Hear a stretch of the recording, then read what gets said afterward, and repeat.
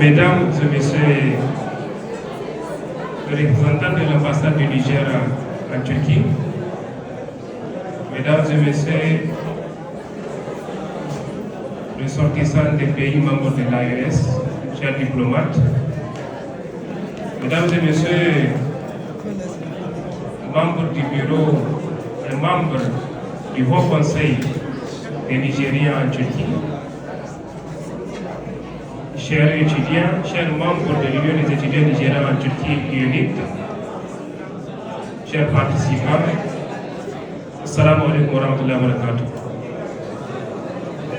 Elle a dit conférence, moi je ne vais pas dire que je vais faire une conférence, car si on dit on va tenir une conférence ici, l'État ne peut pas nous permettre. Mais c'est juste un rappel en 5 à 10 phrases que j'aimerais nous faire concernant le rôle de la chefferie dans le cadre de la cohésion sociale et aussi dans le cadre de la refondation que nos pays se retrouvent actuellement. Et si vous avez suivi l'actualité du Niger, il y avait même les assises du Conseil consultatif qui est en train de se dérouler à Niamey. Et cette fois-ci, si vous avez fait le constat, vous avez vu la présence massive des chefs coutumiers du Niger, vu le rôle important qu'ils présentent de cette cohésion. Nous le savons tous aujourd'hui, la chefferie a existé bien avant la République. Donc aujourd'hui, nous sommes là en train de célébrer la République du Niger, 1958-2025. C'est-à-dire c'est une institution, nous le savons tous, comme je dis, c'est un rappel qui existait bien avant la proclamation de la République, bien avant la proclamation de l'indépendance. Cette institution était l'administration centrale de nos pays, ou bien de nos empires et de nos royaumes. Et ces institutions aussi contenaient toutes les branches qui existent aujourd'hui dans la République, les ministères, les mairies, toute autre institution, le trésor, l'armée, la police. Et aujourd'hui, en tant que magazine Gari de Damagara, il y a beaucoup de ceux qui vont demander, vont poser la question, c'est quoi magazine Gari? Magazine Gari, c'est le maire coutumier. Aujourd'hui, même dans la République, si on dit magazine Gari, c'est le maire, actuellement. Ou bien administrateur du délit. Donc, le rôle aujourd'hui des magazines Gari, c'est de rassembler les chefs de quartier, ce qu'on appelle Maïkoungwa, dans les différentes localités. Aujourd'hui, le rôle que la chefferie est en train de jouer dans le cadre de la cohésion. Nous le savons tous, la chefferie aujourd'hui, où les chefs sont les garants de nos cultures, de nos valeurs et de la religion. Et sans ces 3 choses, ou ces 2 choses importantes, il n'y aura pas la cohésion dans n'importe quelle société. Nous avons tous, la religion a toujours été soit une source de la paix éternelle, ou bien une source de conflit, partout. Et aujourd'hui, ces chefs sont les garants de cette religion, et ils sont les garants de cette coutume et cette tradition.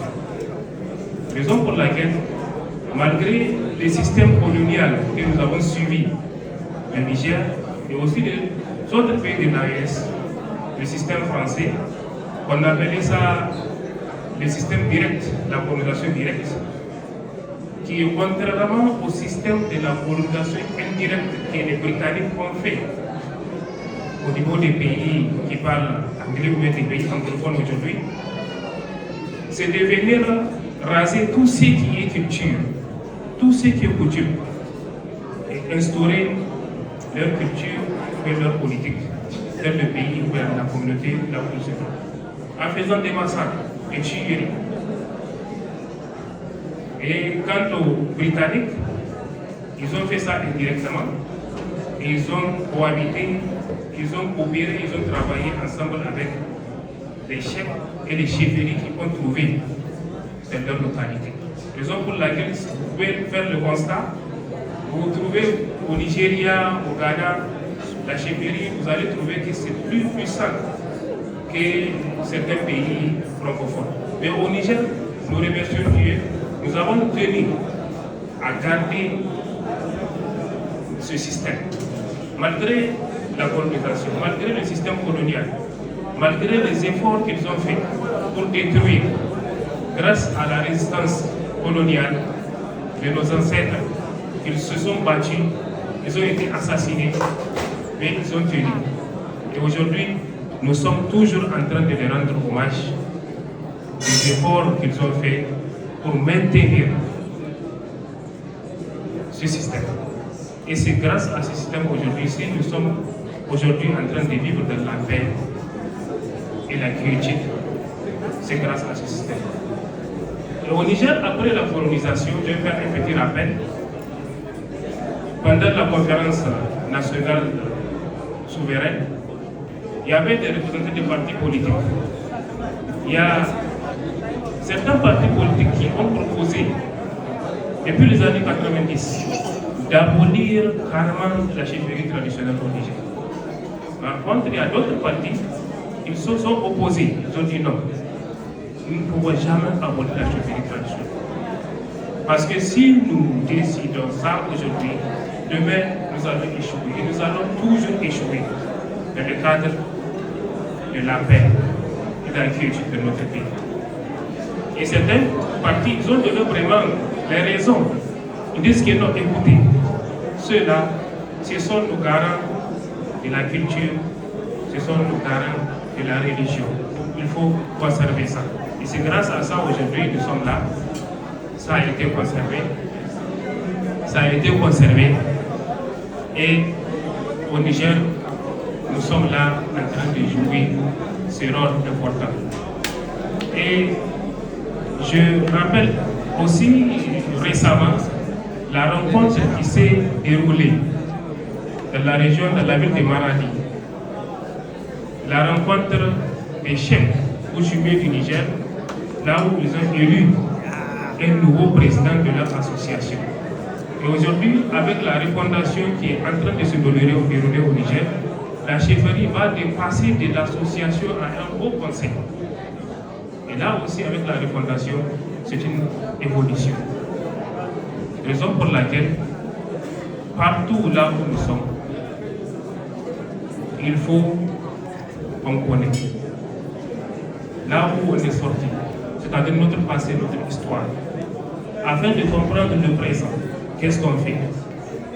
Et là, mieux, nous allons commencer à préparer le futur. Il y a beaucoup de pays qui ont aboli ça et de regrettent. Et ils cherchent à reconstruire s'il n'est pas tard. Mais aujourd'hui, au Niger, la chance qu'on a, nous sommes là, en train de les conserver. Et nous avons cette conviction que nous allons réussir à continuer à conserver cette tradition au Niger et d'élever la valeur de la chefferie traditionnelle. Et nous allons aussi prendre des exemples des pays où ils n'ont pas abandonné. Aujourd'hui, nous partons toujours d'Angleterre ou bien le Royaume-Uni. C'est un pays toujours qu'on prend comme exemple. Il y a le royaume qui est là. Il y a aussi le système démocratique ou le système moderne qui est là, qui existe et qui travaille ensemble. Et ce n'est pas chez nous des choses qu'on nous a trouvées avec. Quelqu'un va venir nous dire que non, ce que vous faites, ce n'est pas bon. Il faut abandonner, il faut copier ou bien prendre ce que je suis en train de faire, ce qui. Là, on ne peut pas accepter ça. Et on ne va jamais accepter. Parce que moi, c'est moi, toi, c'est moi. Il faut garder ce que tu as comme culture et valeurs. Moi aussi, moi, je garde ma culture et mes valeurs. Donc c'est ça qui va faire en sorte que la population, le peuple, peut rester dans une cohésion sociale, dans la paix, dans la quiétude et dans la prospérité. Donc comme je disais, c'est juste un rappel que j'aimerais faire.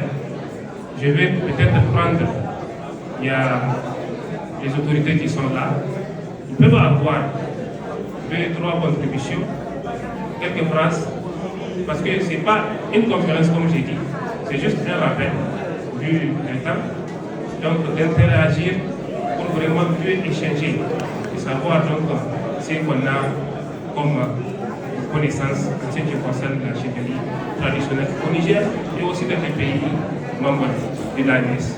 Et nous avons un adage Hausa chez nous qui dit Sarakuna iyayen kowa ne. Et toujours, demain, aujourd'hui, même demain, ceux-là, ils sont nos aînés, ils sont nos parents, ils sont nos grands-parents et ils resteront toujours. Je vous remercie pour votre attention.